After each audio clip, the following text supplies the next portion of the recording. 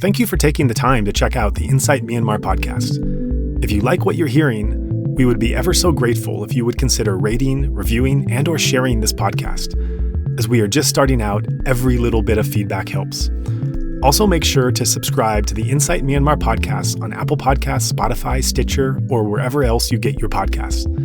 If you cannot find our feed on your podcast player, please let us know, and we will ensure that it can be offered there.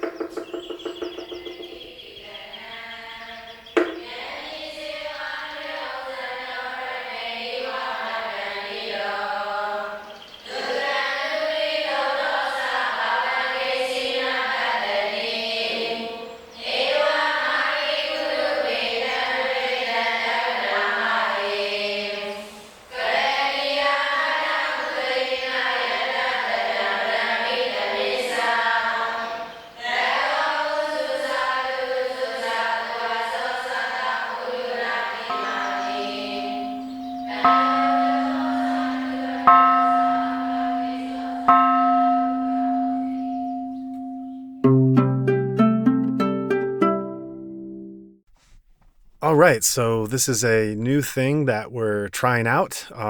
There's so much variety to be found in the practice and the Dhamma life here in Myanmar that we're also experimenting with different ways to be able to express that and share that. Up till now, we've just done a lot of more formal or even informal interviews, but this is a new idea where with the background of experience that both you, Zach, and I have in Myanmar, we have these stories and anecdotes that have happened to us or happened to people we know of inspiration, information, of things that have taken place in our Dhamma practice in this country. And some of these stories are so involved and layered that we're not able to express them even when they relate to one of the stories of the guests.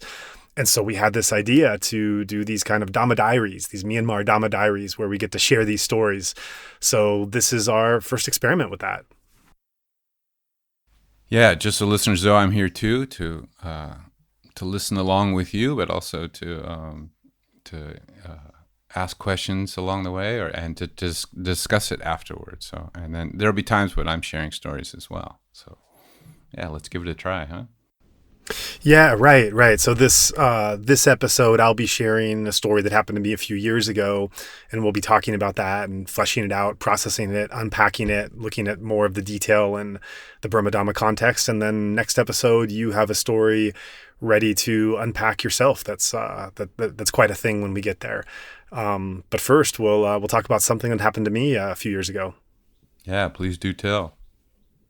Yeah, right. So Zach, you were actually heavily involved in one section of the story, one day of the story. And you know some of the details, maybe not all the details as we go. So to build the scene, this was, 3 years ago maybe. And at this time, my wife and I were living in Yangon, and we were doing Airbnb.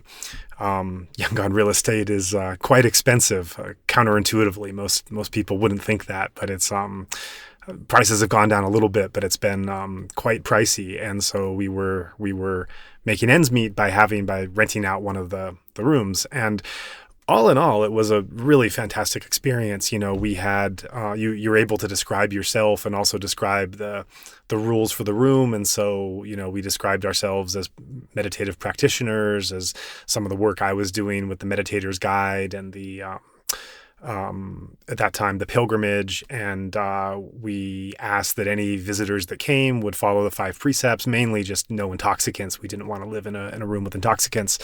And we had some pretty interesting and inspiring people who came, that some tourists who were coming to Myanmar largely because of the practice, and other people that were just somewhat interested in it. But most people self-selected to stay with us who knew what we were about and knew what the rules were. A couple guests, we had some pretty interesting stories as well. Actually, they might necessitate other installments of this podcast series, but none of the stories could hold a candle to the wildness and the unexpected nature of one person who stayed with us, and that's going to be the subject of the story that follows.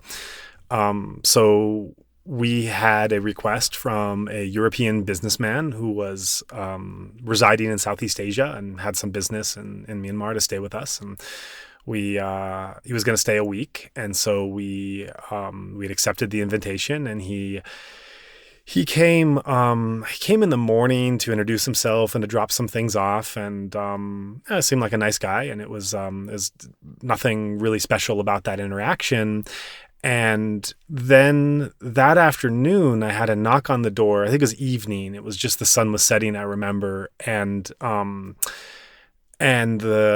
doorman of the flat we were living in, the guard who just sits outside all day chewing betel and gossiping with his friends, drinking tea, he was kind of urgently motioning that I should follow him downstairs, and was kind of like trying to wave him off. I don't have any business downstairs. I don't know what it is you want to bring me to. And very insistently. So I came down and I see our Airbnb guest. This is his first evening of staying with us. I see him standing outside of a taxi, soaking head to foot. I mean, it looked like he had just stepped out of a pool. I don't even know how he was able to be that wet in the situation that he was in. And he's barely able to stand, and he's yelling at the taxi driver, refusing to pay him and accusing him of something. These kinds of scenes are not very popular in Myanmar, so this is really standing out. Mostly it seems you don't have these kind of foreigner local interactions that are going south very quickly like you're seeing here. Well, not showing anger is a sign of, especially in the Dhamma community or a culture, that you're out of control, and you're expressing these dosa essentially. It's I mean, of course it happens because we're humans, but it's kind of not done, and then so these kind of very outrageous, because of that's the kind of the norm, then these outrageous events stand out all the more. So just wanted to put that into, it's a little different than if you were somewhere in Europe or in North America, for example. Yeah, right. That's a good point, and that leads to another discussion that don't have time in this place and context, that because you're not allowed in this culture to have overt expressions of anger, when it's not handled properly, it can be suppressed and come out in other forms. But in any case, this is not something that you really see very often. He was I hadn't gotten through the full description of the scene. I had left off with him soaking wet from head to foot, yelling at the taxi driver, and barely able to stand because of absolute intoxication. I mean, just absolutely trashed, not really looking in his eyes. He didn't really seem to have any idea where he was. It had been a long time since I had seen someone in this state of inebriation, and I'm to bring this drunk, outrageous, wet foreigner to my Airbnb. Another thing to give you context of is that reputation is really important in Myanmar. It is a small country. Everyone knows everyone. If you don't know everyone, you know someone else. You know someone who knows someone. It's grown. The expat community has grown a little bit. I've been here about 10 years, and 10 years ago it was tiny. There are so many stories to tell about the tiniest at that time and the importance of reputation. The one that I just love that really illustrates just how intimate everything was is one of my closest friends, who was my work colleague, like me, wore a lungji. The kind of sarong type fabric that many of the men wear. And one time he was in the Bangkok airport on a visa run, just wearing normal clothes, and a Burmese walked up to him and said, "Hey, aren't you that foreigner who wears the lungji around Yangon?" So, that's a sign of the intimacy and knowledge that people have of each other here. But in any case, in our story, this is really embarrassing because we obviously we're following a good ethical life and we're not making waves, and then we have this outrageous foreigner just screaming at people on the street and absolutely slosh. So that itself is kind of concerning and not really great for our future of staying in this apartment. So anyway, we bring him upstairs, barely. I mean, he's barely able to stand. He kind of falls into the living room. Makes some kind of leers at my wife and scares her, and then barely manages to get to his room. And I literally mean I literally mean barely, because as he walked through the threshold of his room, he stepped in the garbage can, fell down, and just barely landed with his chest and face onto the bed, and passed out there with his clothes still on and one foot still in the garbage can. So that was our first night of the Airbnb guest. I was going to ask if his foot was still in the trash can. It was, and we have a picture of that. I mean, I took a picture partly just to know that I was going to contact Airbnb and to show him, to show what we were dealing with. And, we shut the door of the room. I came back later and checked a couple hours, and he was still, half on the bed with his foot still in the trash can. We didn't know what to do. The next day, we had a scheduled guest from one of our good Dhamma friends, Wagga, who's a Dutch monk. He was coming to see us, and when he coming for a conversation, we were going to offer him a lunch. And when he came, I think this guest was not there. He's in his room, or he was out, and we had told what happened, and he was he was quite alarmed as well by it, and also just kind of reference to Uaga. What's really strange about this is that we have these set of rules and description about ourselves that usually people self-select not to stay here, and yet Right. He really tried to stay with us, and I just don't get why someone from that lifestyle would want to stay with people that were doing something so different. It's very strange. So eventually he came in, and Uaga talked to him. I must have been preparing the food or cleaning or something, and it was very different, Wagga talking to him, than me, for two reasons. One is that he was a monastic, and so he was somewhat removed from society, so it allowed for a level of directness and admonishment, to be frank. And two, he wasn't in any way connected to the business of him staying, so he could also confront him in ways that we were not necessarily comfortable, given some of the other factors with his stay there. And in the course of the conversation, Uaga found out that it was not accidentally or without regard that he had chosen to stay at our Airbnb. He indicated to Uaga that he felt like he was on his last legs, that he felt like he had lost his handle on life, and that these good people who are into Buddhist meditation and spirituality might have something to offer him at that point. And Wagga also was not shy in confronting him, and was very clear that, first of all, this level of intoxication was not great, that any level of intoxication did not go with spirituality, and that he was violating the rules of the Airbnb stay. So he did confront him on that level, and he seemed, the guest seemed, a little bit shameful and sorry about that. So Uaga reported the conversation to me after it happened, and this really changed the way that my wife and I came to see this interaction. And it went from, and I should preface too, sometime this day, I think it was before Wagga arrived, we called Airbnb, we complained about the situation. They were very sympathetic. They couldn't do much from their end, but they said that we shouldn't have to put up with this behavior, and that he had also broken the code of staying there, so that they could help us in any way that we wanted. So we were really looking at taking action to have him removed as soon as possible, just given the danger to everything really. We just didn't really want to associate with someone like that and to house someone like that in our space. Sure.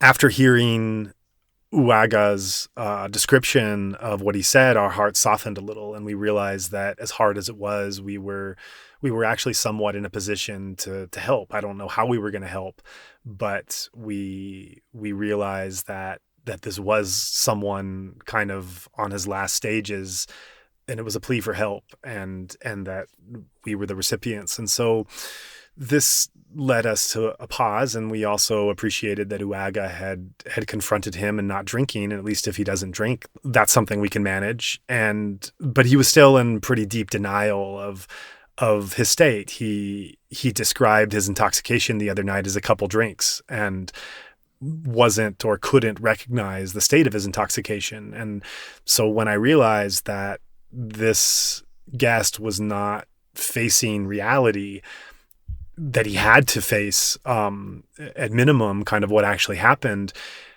in my mind, one of the next steps that I thought was to call you, Zach, who at that time was a monk, a forest monk. I was about to say you did spend a lot of time in the forest. At this time, you were in Yangon. You were at the Shui Center, a couple hours north of Yangon, and with your background in meditation and yet also in confrontation of and having difficult conversations in your past work environment, that I thought to call you and to ask if you would come. And in just a moment, I want to check in with you about your experience and your memory of it. I want to set it up a little bit more to the time that you got there, so we hear a little bit more of the background, and then kind of hear what happened when you came on the scene from your own mouth.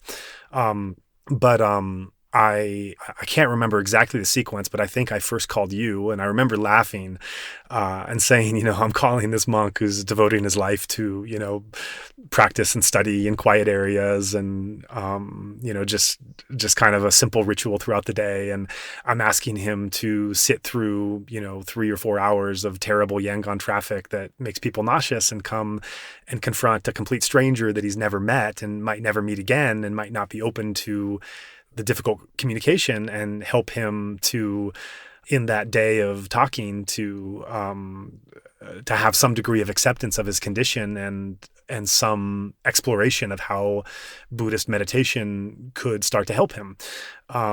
That probably wasn't exactly what I pitched to you, but that was kind of what I was laughing with. Like, boy, this is really an act of service if he accepts, if you accept. And I think I told you, I updated you up to that point of who had come and how he had acted and what had transpired, and asked about your willingness to come, and you said you were. And then I went to the guest, and I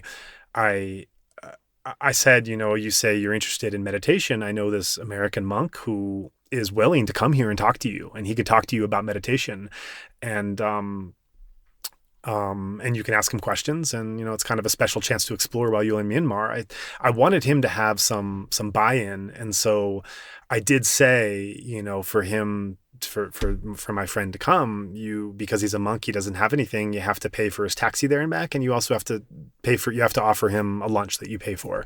I felt it was really important for him to have a buy-in that this was his thing that he was doing, and he agreed to that. So we got back to you, and a taxi was sent, and you came for what amounted to, 8-9 hours of one-on-one intense conversation.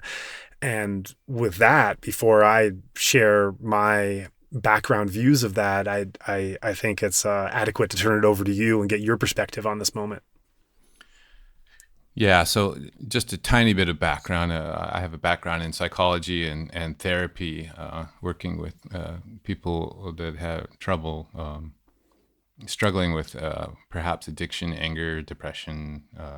So anyways, this was and the substance abuse as well. So this was actually totally in my wheelhouse. But as a monk, I wasn't there to actually do do therapy with someone.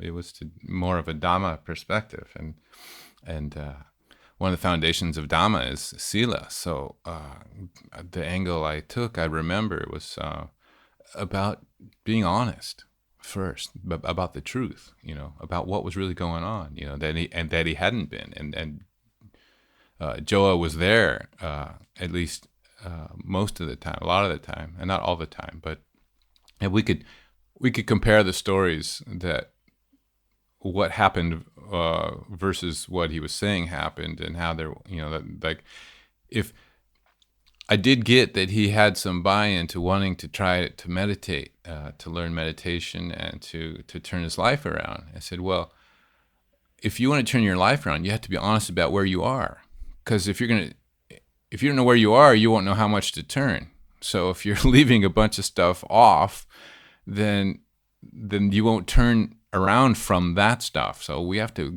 let's get it all on the table, and let's get really honest about what happened here since you've been at Joah's house. And it took a while, but and he was afraid, of course, to see it all himself, and then to share that with people, but try to create a safe environment for him to do that.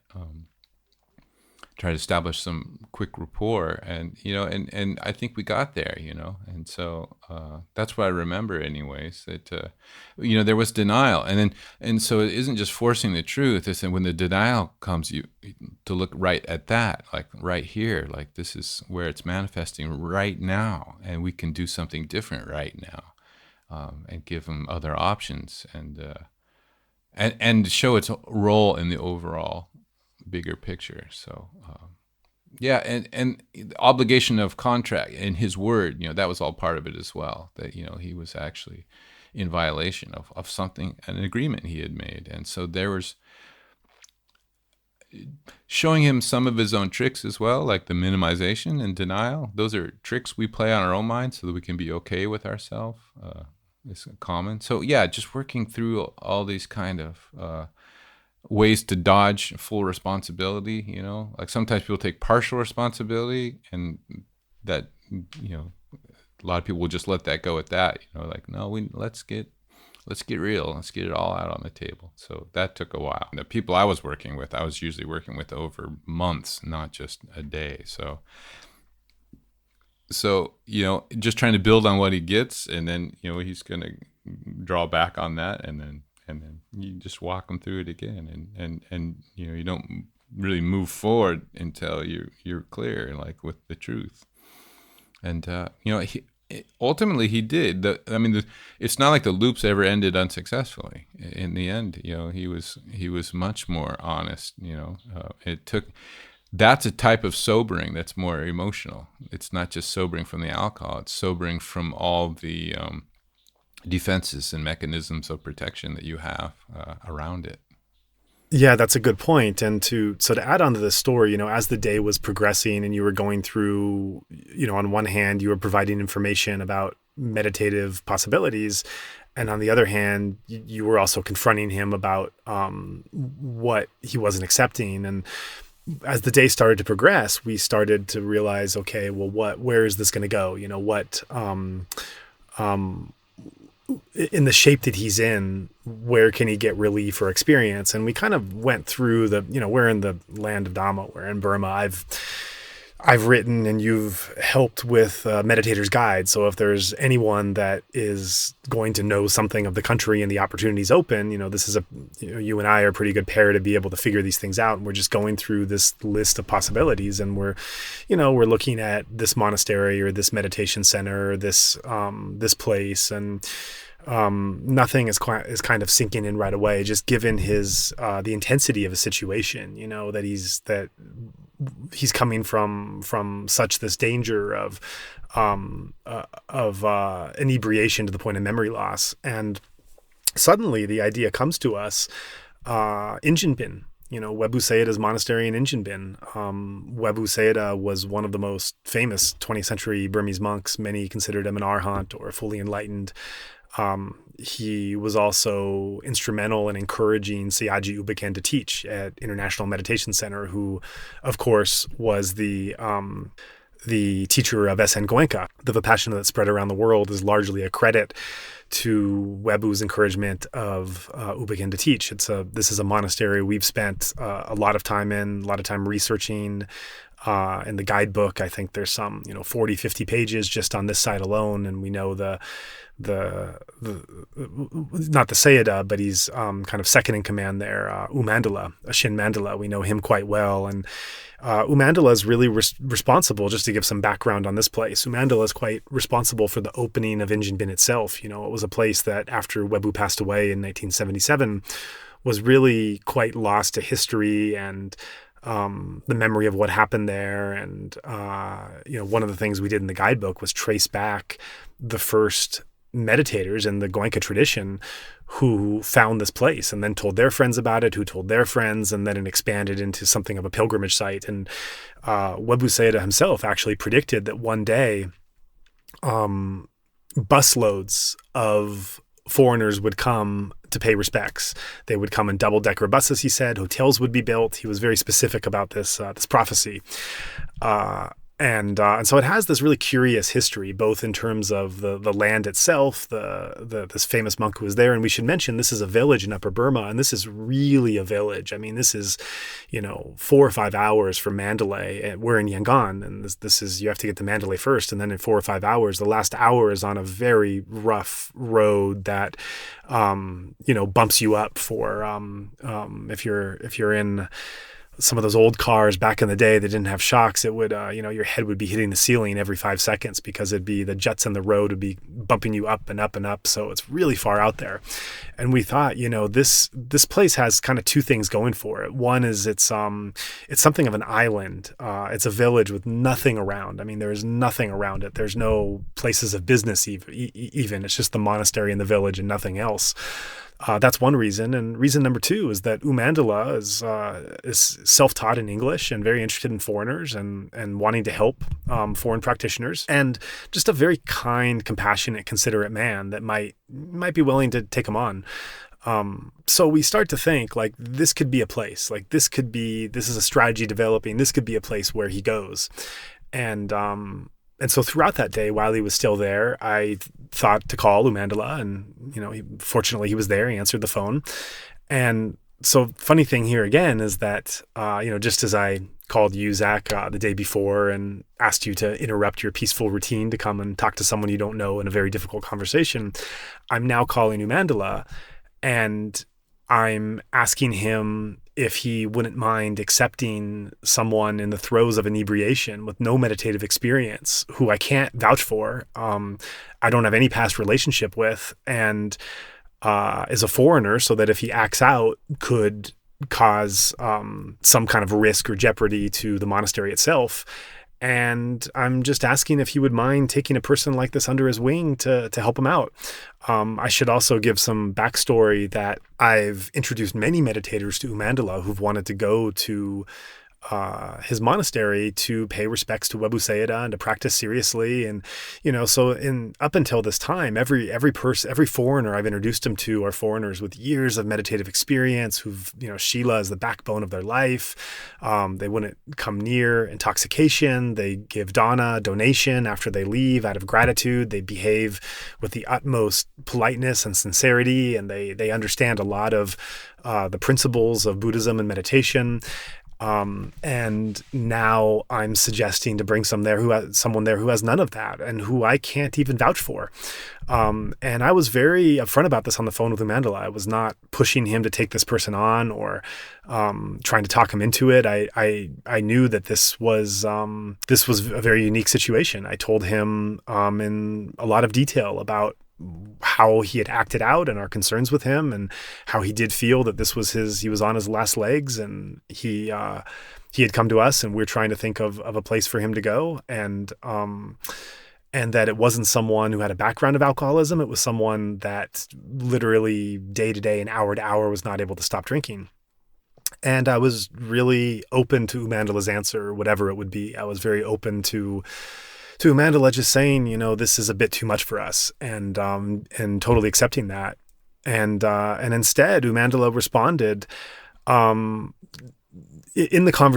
we're having a casual conversation, and I'll never forget, steel just appeared in his voice, just absolute steel and absolute concentration and focus. And I still remember what he said to me. He said, Joah, this is not a bad person. He does not have a bad heart. This is someone with clouds obstructing his heart, and we need to scatter those clouds to have his brightness shine again. Just this power of poetic language, like I've never heard U Mandala speak before or since. Um, Yeah, that touched me even as you said it. Like I started to get even a little choked up because I do remember. I remember that this person, he was a good person and he's struggling, and this is what the Dhamma is. Life is difficult, and we find all kinds of ways to relieve ourselves, and some of them aren't healthy. And this guy was just stuck in it, and he was actually asking for help. So it's such a beautiful sentiment, as you expressed that steel determination to help this person clear his clouds so he could shine through. That was really Yeah, touching. it was incredibly touching to hear from U Mandala, especially when I really left him every option open to not take on what amounted to a really major risk, and something the likes of which he'd never experienced before. Who knows what he's dealt with Burmese villagers, but for a European cosmopolitan businessman with his own struggles, this was new territory for him. So to finish what he said, after saying that in the same voice of steel, he said, "Joah, I will take responsibility for him. I will bring him here. He will stay. The only thing he has to agree is that he will not touch alcohol, and he'll stay in my village for," he set a time limit on it. I don't know if it was 14 days or 20 days, some extended period. He said, more than a week for sure. He said, I will take him on. You send him to me. And I, again, repeated my caveat and my disclaimer. I wanted to make sure there was no misunderstanding. And he kind of shushed me and said, no. I will take him on. It was really someone rising to the challenge of accepting that there was a person in need that he could play a role in. And so then we went back to him with this information, and then we had to get him on board with going. Not that we wanted to be his decision. We didn't want to push him into it, but we also wanted him to know the opportunities that were now apparent, and that what he had come to do, there was now someone willing to take him on. And I remember you played an instrumental role in kind of explaining to him who U Mandala was, and where he could go and practice, and helping him to see that possibility. I don't know if you remember much of that conversation in the afternoon. Well, yeah, that's more vague. I just remember, we both just thought that U Mandala's disposition as a person would just be such a nice fit. If we had sent him to a meditation center, for example, that was more kind of just structured and stuff, he might get lucky there too and have someone take us under his wing. But because he could be disruptive, maybe they would just kick him out. Maybe it would be could be quite a bad experience if he went to the wrong place.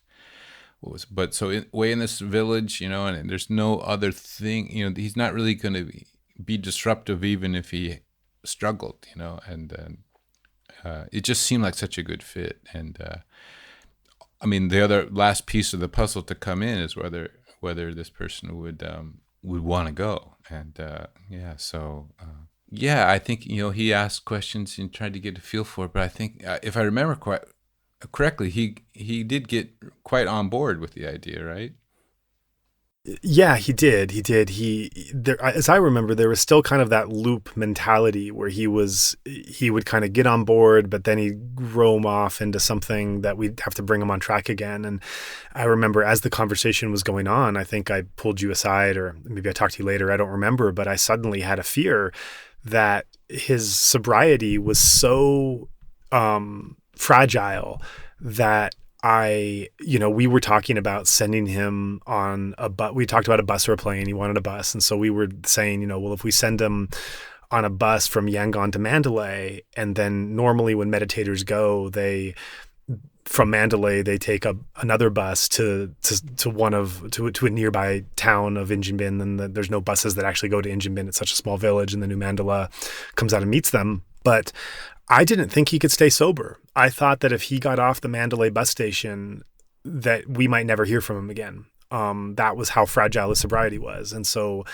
I contacted U Mandala, and I told him this again. I said, look, I'm sorry to dump more kind of bad news onto this, but I don't know if he could actually get on his own. I think that he'll fall off the wagon, and so U Mandala said, I'll have my supporters and myself, we'll come to the Mandalay bus station to meet him. He totally understood the problem and the situation. He said, we'll just meet him at the Mandalay bus station. We'll meet him, we'll come down 5 hours and we'll meet him there, and then we'll take him back to the monastery. And so then we went back to the guest and we told him this, we told him just the level of service and care that was being offered to him to help him, and eventually he was on board. The funny part of this was that we, I think on all our side, you and me and my wife Wagga, U Mandala, we all saw the severity that he was in and just felt like he needs to go there immediately. He needs to go there now.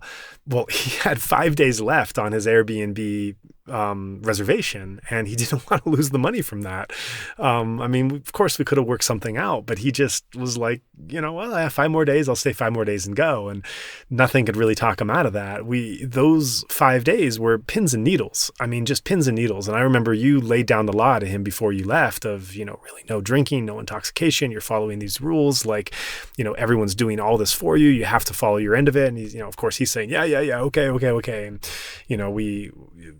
it's hard to believe any word at this point. And, those 5 days were pins and needles of like, what is going to happen next? Really, scared for him and scared for ourselves. And I think there was a couple times I saw him that he seemed not quite right. Could have been, the residue, or could have been that he had taken something in and then stopped himself. But in any case, there weren't any episodes. And we got a trusted taxi driver to take him to the Yangon bus station. We're kind of thinking of every place that he could fall down along the way. And so Right. we got him from the a taxi driver took him from our home to the bus station, telling him really like, don't let him out of your sight, make sure he gets on the bus, and then the Yangon bus station to Mandalay, just hoping that he doesn't get off the bus somewhere in the middle of nowhere, because there's not much between the Yangon Mandalay road, and hoping U Mandala picks him up and then he gets there. And so all that happens. Long story short, those 5 days, his trip to Ingyinbin, all that happens. And then he's at Ingyinbin and he's in U Mandala's care. And he stayed for, a couple weeks, whatever it was. I don't quite remember. I heard pieces of the story from him later on from U Mandala, from his Facebook feed that I saw wonderful pictures. And piecing that together, U Mandala had him waking up at 4 o'clock every morning. That's, Burmese monastic life starts very early. Meditation center life starts early. He had him waking up at 4 in the morning. Right. And his job for the first several days was only sweeping. Very fitting for a Webu Sayadaw monastery. Anyone who knows about Webu Sayadaw has seen pictures of him holding a broom, has heard stories about him, this one of the most famous monks figures of Burma at the time. And he's sweeping his own walkways. He doing the work himself. He was a very industrious person, not just in meditation, but in building roads and pagodas and buildings and sweeping. And so here at the Webu Sayadaw monastery, he has this guy waking up 4 o'clock in the morning and just sweeping, nothing else. You'd expect that they're probably having some level of conversation. I know they ate together every day. And then after a few days of sweeping, he just kind of starts to talk to him about following the breath. And, we should note again at a Webu Sayadaw monastery, Webu Sayadaw himself, the one thing he taught was anapana. It was in-breath, out-breath, observation of breath. That was his main practice.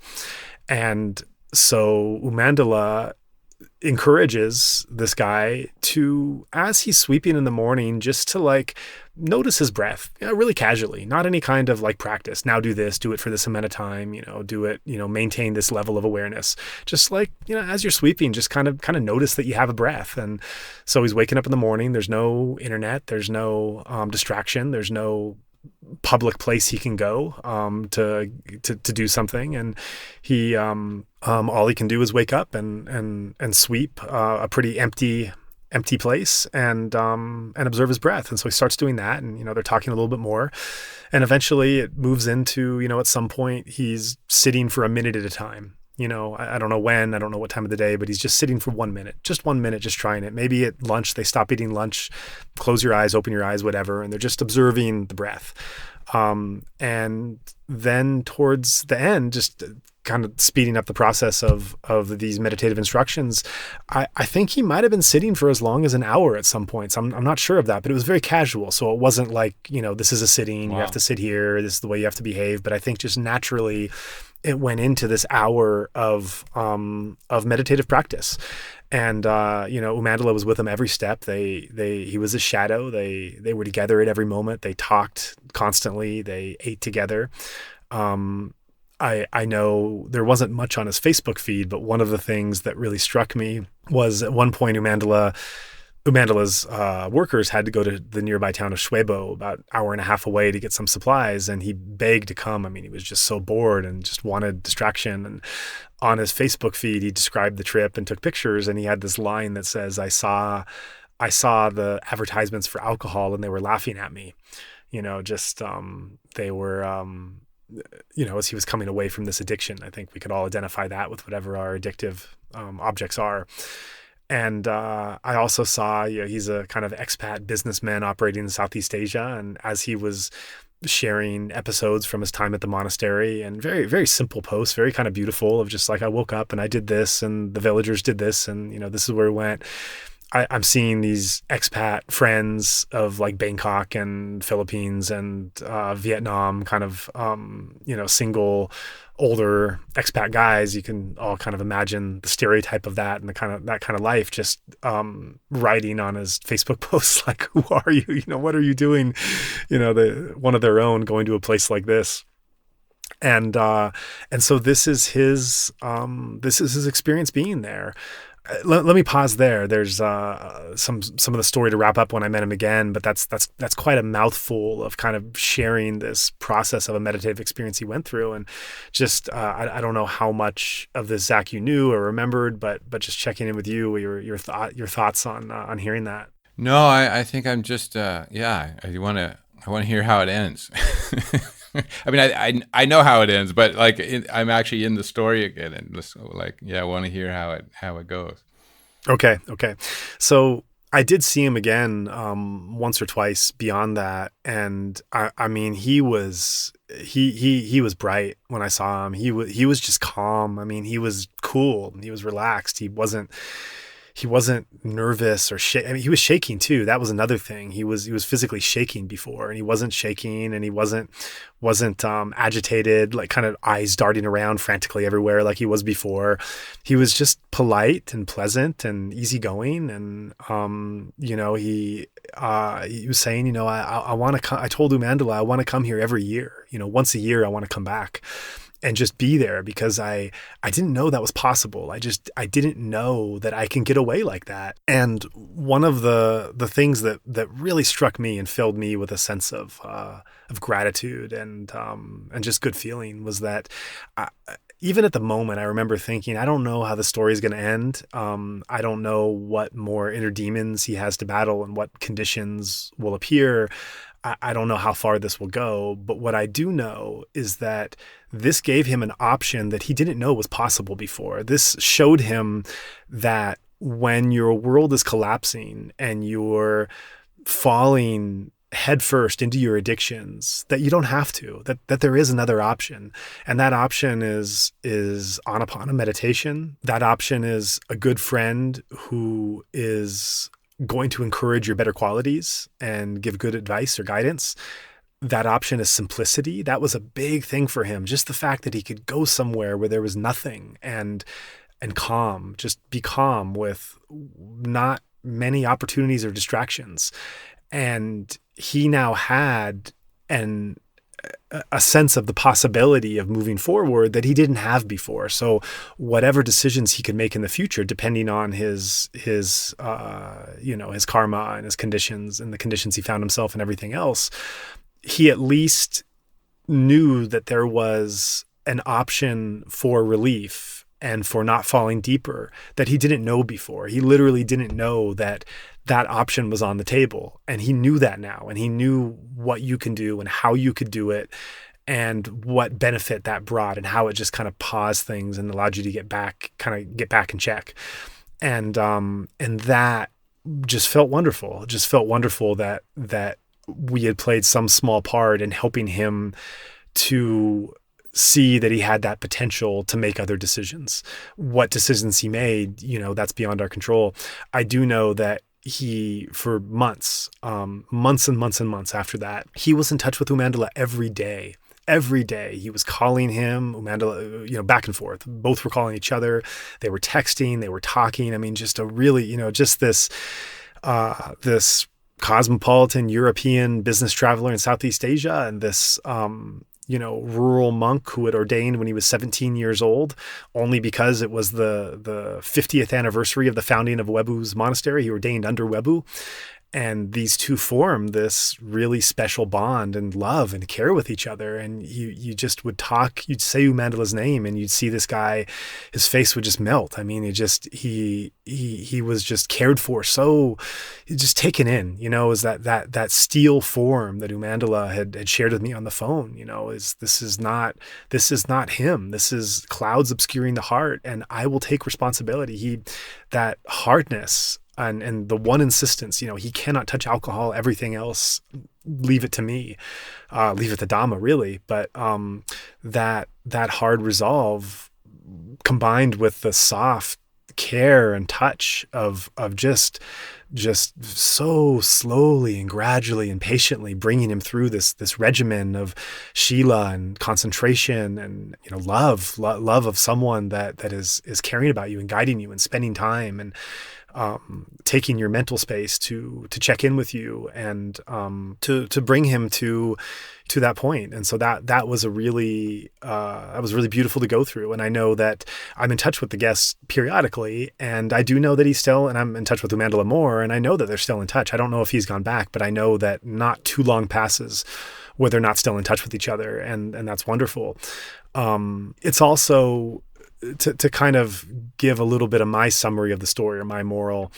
One of the things that I like about it quite a bit is that, when you talk about foreigners coming to Myanmar, coming for Dhamma practice, meditators, it's usually really clean, good, inspiring stories of someone finding a cave and, going there and meditating this long and following this kind of rigorous practice and, getting this kind of support from villagers. In other words, it's very upright people acting in very upright ways, and giving back in ways that fill your heart and receiving things that also fill your heart, and just wonderful, inspiring kind of stories of good cheer all the way around. And this is the one story that I've been involved with that really stands out, of someone coming with no meditative background, no understanding of any sort of Buddhist practice or methodology or even ethics, and on his last legs, and in his own words, and not behaving appropriately, not making good decisions, really the opposite of that, really behaving outrageously and inappropriately. And so this Dhamma is not just for those who've made a radical transformation in their life and have kind of figured some things out and are going to higher stages of purification, like many of the people we probably have on the podcast, many of those guests who have enormously inspirational lives which is one of the reasons we're talking to them. But this is also a place where people that are going through these immense inner struggles and not really coming out the other end in a successful way, that are tottering off the edge, that it is also for them. And sometimes when a Westerner thinks about the possibility of ordaining as a monastic, a monk or a nun, temporarily or longer, it's this sense of I have to be pure enough, or I have to be dedicated enough, or, if I come to Burma, or if I take a pilgrimage, or if I take an extended meditation retreat, just kind of all these wishes and these volitions, that there's a kind of an inner judgment of, how, what level you have to be at to qualify, in a sense. There's a lot of, self-hate and self-criticism that we Westerners face. And to me, this is such a wonderful story because this is someone who is really struggling, and there's a place for him. There's a place for him and his impurities and his struggles to come into and to gain that relief and that understanding of Dhamma. And this is for everyone, and as we heard in Thabawa's podcast, where he looks around and notices that the meditation centers that exist today, they're not for people with severe mental or physical disabilities. And he doesn't like that. He wants to be able to meet more people. And this is a story of this guest of being someone who's outside those margins of someone who can qualify for a traditional retreat because of his struggles. And yet there is still a place for him. There is still a Dhamma teaching that can come and embrace him and transform him. And that part of the story and that uniqueness is what makes it really stand out as one of my most precious memories and the first story that I wanted to share on this podcast. Yeah, it's for all those reasons, it is such a great story. One aspect that comes to mind is just how like institutionalized kind of one size fits all kind of technique is one thing that's available in the world. When you come to a place like Myanmar, we talked about this before, this kind of buffet of offerings in Dhamma. And some of them organized and more institutional, and some more like you just never know, kind of like what can arise for you. Like there's so much variety of how it can manifest, and I think that's not necessarily what you would get in other places. In a place like Myanmar, yeah, there's a place for him. It may not be, like I said, something we can look up and on the web and find a description for it and put him in a program. It's just someone we happen to know with the perfect disposition, because a big part of that story is the skillfulness with which U Mandala handled him. I mean, so gentle and so loving, but just start with sweeping. Just simplify your life for a while, and then just pay attention to just really gradual, no hurry, not trying to achieve anything, just, and let the effects of it be felt, not told, yeah, like I said, he may have had good luck if he came across the right people in a more institutionalized meditation center, but yeah, there's so that's one side of it, just this all the possibilities, just because there is so much Dhamma in Myanmar. Yeah, I think that's really right, and that's also what you're saying is getting at also one of the reasons why we wanted to put together this podcast and some of the stories that we want to tell, the diversity of experience that's out there, the kind of stories that go off the mainstream. This is definitely one of those off the mainstream, and that really gives encouragement that no matter where you're at and what your level of experience is and what difficulty you're facing, that if you do come to this place and you throw yourself into it, and I've seen a lot of people throw themselves into it, none more dramatic than this example, that you can find a landing spot that might not give you what you expect, but can give you what you need at the moment. Who who would have ever guessed that someone of his what would you call it, lifestyle or situation would end up in Ingyinbin? If you ever been Mm-hmm. there, it's like dirt roads and ox pulled wagon carts and he would have never ended up there just within the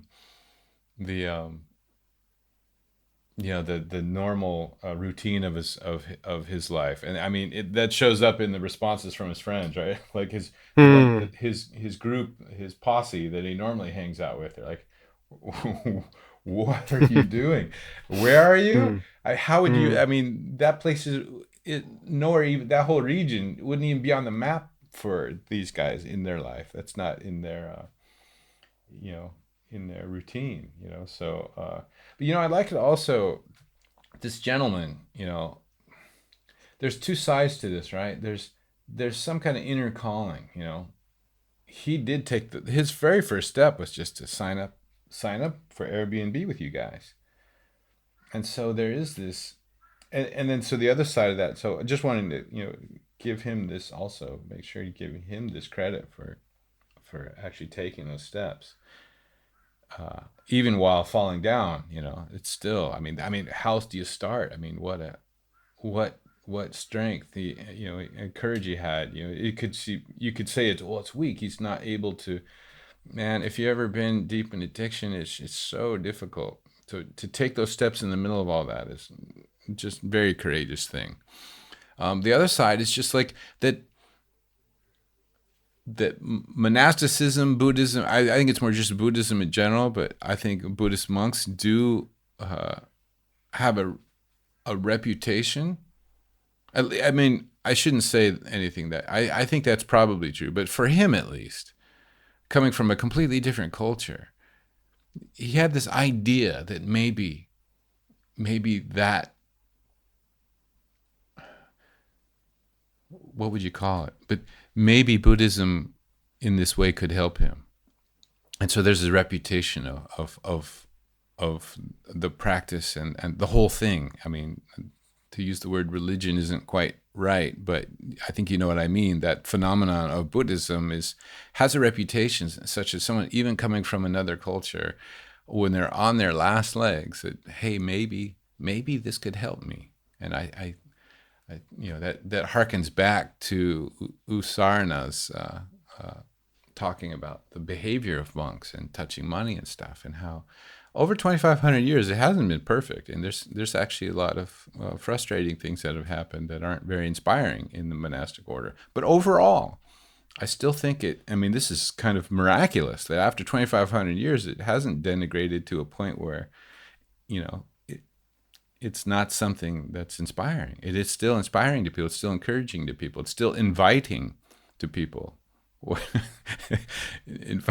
And then you never know where you're going to end up. So he comes in and ends up getting landing in Ingyinbin of all places. I think that part's kind of funny, but it's also a very beautiful thing. But a very, from the side of practitioners and monastics, there is a responsibility of being authentic, not just pretending to be something good, but actually being authentically involved in something very wholesome, And I think by and large, that is still enough of the case where the needle tips in people's minds that there's this, even from, like I said, even from other cultures, there's a good reputation there that attracted this man. Yeah, right. And for me, it was another learning experience with me, and just in my own evolution and growth, is that I think when I first got into meditation, and it very much became an identity of, I was a passionate meditator, and these are the codes I want to live by, and this is how I want my behavior to be transformed and my interests. And, it was really, really quite a dramatic transformation to go through, and it was painful as well to figure out how I was still me, but how I was also going to incorporate this practice into the new me. And one of the more painful, clumsy ways it got incorporated was in dividing the world between, meditators and non-meditators, or meditators and serious meditators, and making these kind of divisions among people so that, I would want to interact with people that were putting more of a premium and priority on the practice. And being in Myanmar is just a great opportunity to come out of this and to see all the different levels and gradations. And so for me, it was seeing someone of his struggles being able to benefit and interact and commit to this kind of training really helped to blur those lines and show the unimportance of those lines of who's a meditator and who's not, and who am I, I want to call this person a serious meditator, and I want to associate with people of this category, and then just seeing more people as people, and those labels break down. It also reminds me of, years before that, there was another very, very short anecdote, just a short conversation that really affected me, where I was staying in the Sagaing Hills for about half a year. I was living in a cave there and practicing quite a bit every day, and got to know a lot of the villagers around. And there was one family who lived nearby that had a son in his 20s or 30s or something. And he was kind of known as the town loser, just kind of didn't amount to anything and had an alcohol problem and couldn't really hold down a job. And I always liked the guy. Like I had some really nice conversations with him, found him kind of gentle, but I also saw that, his life wasn't really all the way together. And at one point he said, oh, next water festival, I'm going to ordain as a monk for 10 days. And I said, oh yeah, that's great. And he said, yeah, 10 days like that, those 10 days I will have absolute purity in my conduct. It'll be stainless. And it's just, I'll be able to hold on to those 10 days as something really precious where I know that I can't violate anything. He said, I can't do more than those 10 days. I can't go any longer, but I know I can do those 10 days. And that was like one of the most inspiring things I ever heard in a country of Dhamma and 10 years of being here. Like a drunk loser who can't hold down a job, who has an alcohol problem, who's going to ordain 10 days as a monk, and that's all he can do. That is one of the most inspiring quotes I heard here. And the reason why is that even someone at his station with his struggles recognizes that for 10 days, he will have joyful living by following ethics. And that was just astounding to me from the country I come from, that level of wisdom would be there. And yeah, of course, it'd be wonderful if he could manage more than 10 days. And, of course, you wish for that. Maybe he has by now. But just the fact that he saw a sense of accomplishment, of living that pure lifestyle for whatever period of time he could manage, for whatever commitment he wanted to give to the Dhamma, that he would get a return on that. And so like these kind of anecdotes and stories just help you to take these labels off, which really aren't helpful, of dividing the world and, of assessment and judgment according to, your own belief of someone's effort and commitment to the Dhamma. I don't even know how to respond to that. It's such it's touching. It's really profound. It's like, okay, the first noble truth is there is suffering, but there is also, if there wasn't a way out of suffering, then something like drinking makes more sense, because when you see the suffering, people need relief, and whether that's less unhealthy or more unhealthy, but you understand the drive for relief. But that there exists in the world also something that can give people some true relief, and then if they keep going, even more. But at what I hear you talking about is that at any level, it can be so profound, right? So 10 days of purity, it gives them, for someone who probably not only has the village kind of, like haranguing him for, what he isn't doing, he probably does it internally as well. But it gives him like 10 days of something to be proud of. But also, not just because he accomplished some goal. I mean, there's that too, but that he also got an insight into, even if he's not ready for it, something wholesome. He knows it exists, and he participated in it. He didn't just read about it. He took a drink, so to speak, from that spring. And it's rare, and I think that's what's, it's just it's almost like a miracle that there's something other than this giant river that just flows in one direction, just roiling in loba, dosa, and moha, craving, aversion, and delusion. It just seems to continually feed upon itself and generate more of just that. The fact that there is anything else, and the fact that people like this gentleman that stayed with you, or this town loser, as you painted the picture, that for anyone, there's a place to rest. And even if you rest there long enough, you can actually engage it and come out of that river altogether. I mean, that's almost like a miracle that even exists it's almost like a loophole. And that's funny to think of loophole, because we're talking about loops. And I'm talking about things regenerating itself, loba dosa moha, regenerating itself. So we talked about this gentleman staying with you being stuck in these loops, even though he's got a glimpse of something else, a glimpse of understanding, a glimpse of honesty, keeps looping back. He probably, there's bigger loops too. Even after Ingyinbin, he probably, at least to some degree, looped back.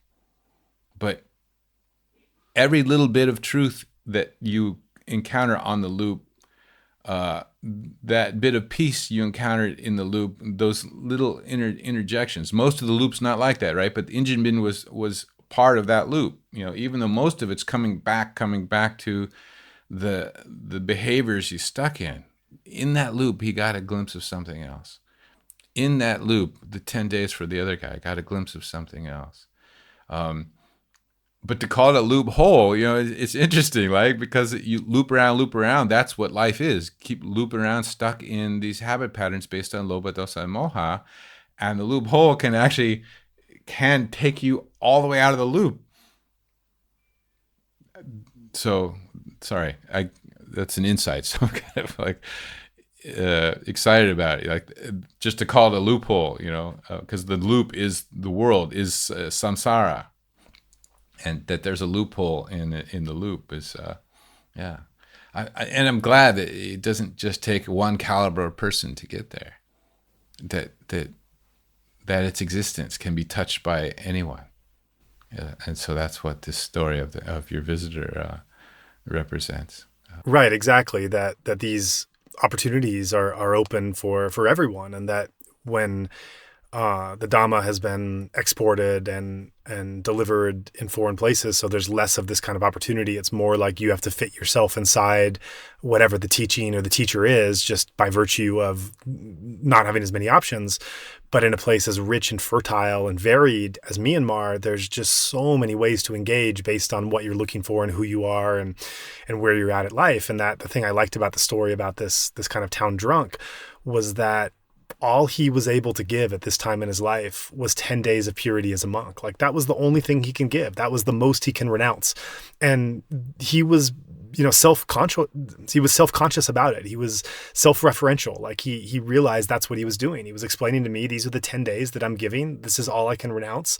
And I get so much pleasure from it. And that's great. And in other kind of countries, you don't really get to engage at the level that you're able to. You need to adapt yourself. And it also reminds me, if we go back to Ingyinbin, there's this other story I'd like to juxtapose where I had, in one of the pilgrimages I had led, we went to Ingyinbin, and there was one meditator from Australia who was really touched and moved by being there. He's a meditator, many years of meditation experience, really committed to the practice, and something in Ingyinbin, it really affected him deeply. And when he went back home, he spoke to a teacher in his tradition and just mentioned his idea that he wanted to go back to Ingyinbin and live there indefinitely, maybe for several months, maybe for a year, and just kind of be around U Mandala and soak up the vibes and, meditate and maybe learn Burmese and hang out with the locals and just kind of grow in this way. And he spoke to a teacher that was very, very experienced, many, probably 40 years or so of meditation and teaching. And the teacher actually cautioned him away from this and said, this is a very strong place, and, you have to be very high level, and things could happen you don't understand. And, you have to kind of pass through some other stages and commitments and developments before you could really do that. And so he was talked out of it. I heard about the story many years later. And he had some regret that he had never acted on this moment where he wanted to do that. As it was, he ended up getting married and getting kind of tied down with job and responsibility, and that door closed. And he always felt this sense of regret that he had never had that opportunity before. And I mean, when I heard that story, I was so upset. I just felt so sorry for him, and really kind of angered at the advice that he was given, that he was turned away, kind of. But this story, as a juxtaposition, is really fascinating because here you have, a committed meditator who spent, completely transformed and redesigned his life to fit into being able to meditate and observe the principles and the practice and the ethics of meditation. And he's being told he's not advanced enough to be able to go and follow his dreams by living here. And then you have a falling on his face alcoholic with no Buddhist background who goes and stays and is able to derive that benefit. And I think this juxtaposition kind of tells us a different way of thinking about the practice of Burma and other countries. Yeah, it's just sad, but it goes back to something I think time and time again, I just see more and more support for this idea that we have to, at some point, come out of other people being responsible for our practice. We have to make our own decisions, even if they're not perfect, that we should listen to other people. I think we should take in stuff, but ultimately I think we have to have our own discernment. We have to even make mistakes. So what if he did go there, and what if it was too intense? What might he learn about it, like from experience rather than just from some authority telling him like what the rules are, but I mean, I don't really want to get into the absurdity of that. Like, who is someone else from somewhere else to say what the rules of Ingyinbin are, and who qualifies to meet them? I mean, it's just absurd. Mm-hmm. But even if he's right, how do you actually encourage someone to have experiences that would teach them that? Because if it's not, it just becomes a belief, and that's just like becomes more like religious. You believe these things that are heard, but you don't really know that. You don't, like, how do you touch these things and to find out where the boundaries are yourself?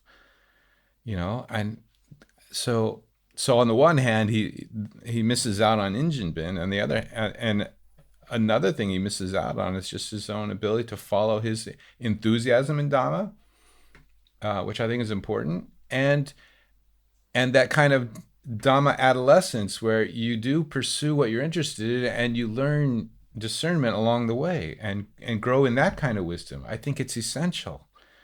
So, but I don't want to go off too much on that tangent about, the juxtaposed, but all the more, you're right. There's perhaps more of that in the West. That's just another benefit to Myanmar. The Dhamma's for everyone. And if a place is too intense, you feel it, and then you still might benefit from. So what if this guy went there and he couldn't handle it for 6 months or kind of indefinite, right? He benefited, but there came a limit, right? I'm sure he would benefit because he was so enthused about being there, and he'd already been there. He had already been there, right? Yes, and he was very moved by the experience. Yeah. Yes, so he already had benefit there from that place. That's his wisdom. That's his experience. And you wanted to go back there. Maybe he would learn that, like, the benefit is from that moment, and you can't go back and re-chase things. And maybe it wouldn't have been so beneficial the second time, but that would be another. It doesn't really matter what happens when he goes. Whatever he experiences, he can learn from. So, yeah, I don't want to get into how sad I feel about that, but just how amazing when that kind of attitude is removed, how amazing the opportunities are. And Myanmar, not that Myanmar doesn't have its own issues, but that's not one of them. This freedom to go and taste and engage in all kinds of possibilities and in all kinds of levels and ways to enter in the Dhamma for anyone at any level of interest, even if it's one person one morning offering some rice to monks. It could be that simple. I mean, it could be just going to visit a temple, or a monastery. I mean, there's so many ways to engage. And they all have a profound effect. They're all subjectively effective for the person, wherever they're at. Right. And as I hear you say that, one thing that comes to mind is this idea of gatekeeper. And gatekeeper has somewhat of a negative connotation, and there's certainly that involved in it. But, to flesh it out in fuller context and to be more fair, these are kind of messengers and teachers and guides that have benefited from Dhamma practice and are then sharing it in their native countries, which is, that part is really wonderful. A lot of seeds were planted by these people that were these now teachers that were profoundly affected themselves and are now sharing it with a younger community. So that's a really, I want to give fair due to the positive part of this and the role they play. But then that kind of guide teacher can become something of a gatekeeper and something of a, rule setting and evaluating and assessing and some degree of students giving up a measure of freedom for, for that guidance and instruction. And I think, again, that like you, I don't want to go too much into the negative part of it. I want to look at the opposite of the contrast of Myanmar. And again, not like Myanmar is the perfect country or the perfect Buddhist practice. They definitely got into some concerns and in other areas and podcasts and talks. But yet, even with that, you can live this life here. You can come here and make your own decisions, have your own freedom of thought and practice, go where and engage at the level that you're looking for, the depth or the shallowness or the breadth or whatever it is you want. And you can still incorporate these guides and teachers and instructors, and you could even submit to their wisdom and really follow through and learn under them. And yet at the same time, this can be done without gatekeepers. This can be an independent decision of one's own agency to decide how and what it is they want to do. And when you come to a country like Myanmar and you come with a sense that you don't have a gatekeeper that is deciding where you go and how you do it, that you are able to find your own path. And that is something that, well, everywhere in life, you hope that one is making their own choices. That's obviously a good practice to do, but you can't necessarily make your own Dhamma choices to the extent in a country where there's not as much offering. So to be able to come in a place like this where it is so rich and fertile of the opportunities available, the buffet table, as we just talked about in a recent podcast, that you could bypass these gatekeepers and make and live with your own decisions, as we see in some of these examples. Well, you can still get, for your guests, it's not black and white. It's not gatekeeper or you're all on your own, right? So what's happening here in Myanmar isn't the opposite of gatekeeper. It's like the people that are playing a gatekeeper role are playing a different role of just encouragement, enthusiasm, and passing on. He had your guest had U Mandala there, so he wasn't just winging it.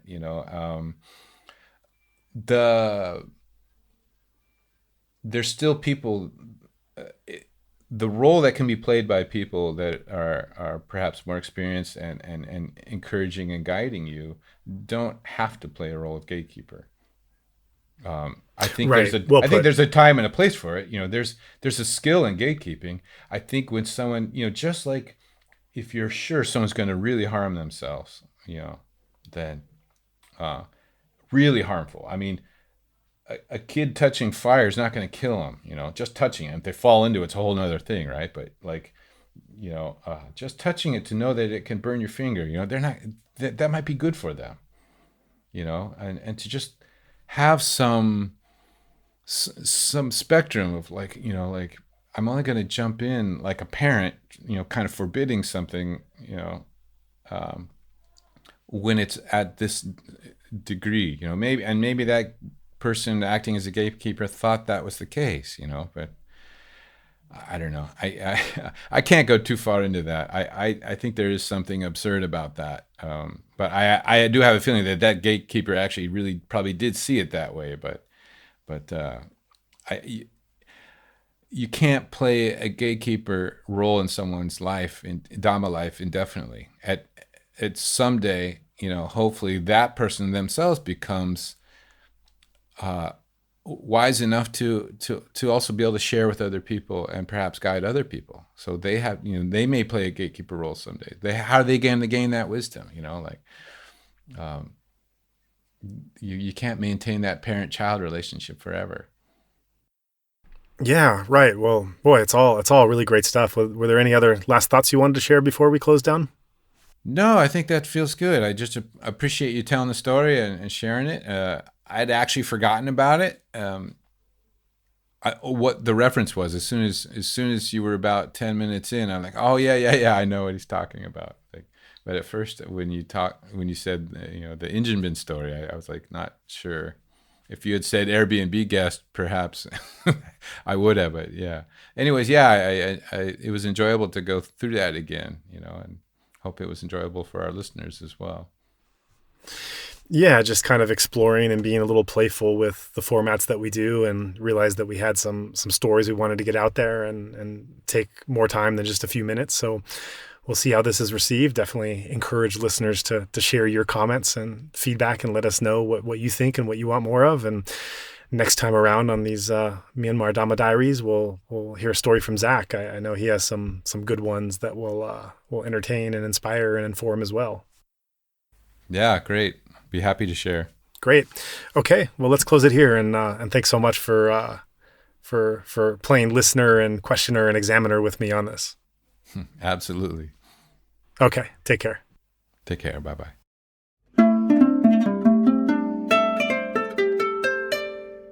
One of the beautiful things about Burmese monasteries is that everyone can practice selfless giving.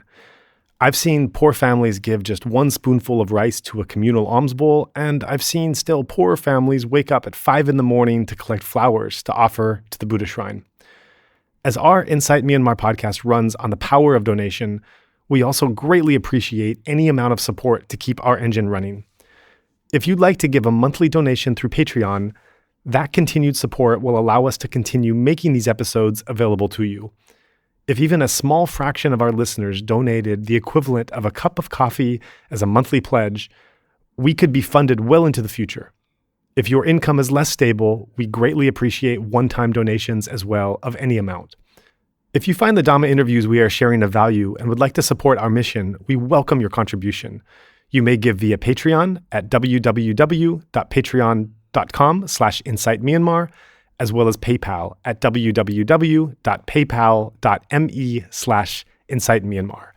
In both cases, that's Insight Myanmar, one word, INSIGHTMYANMAR. If you are in Myanmar and would like to give a cash donation, please feel free to get in touch with us. You have been listening to the Insight Myanmar podcast. We invite you to rate, review, and share our podcast, as every little bit of feedback helps. You can also subscribe to the Insight Myanmar podcast on Apple Podcasts, Spotify, Stitcher, or wherever else you get your podcasts. Also, make sure to check out our website for our complete episodes, including additional text, videos, and other information at www.insightmyanmar.org. That's one word, INSIGHTMYANMAR.org. If you cannot find our feed on your podcast player, please let us know, and we will ensure that it can be offered there in the future. There was certainly a lot to talk about in this episode, and we'd like to encourage listeners to keep the discussion going. Make a post, suggest a guest, request specific questions, and join in on discussions on our Insight Myanmar podcast Facebook group. And also welcome to join our Facebook and Instagram accounts by the same name of Insight Myanmar. If you're not on Facebook, you can also message us directly at burmadhamma@gmail.com. That's BURMADHAMMA@gmail.com. Or if you'd like to start up a discussion group on another platform, let us know and we can share that forum. We would also like to take this time to thank everyone who made this podcast possible, especially our two sound engineers, Martin Combs and Tharng A, along with Zach Hessler, content collaborator and part-time co-host.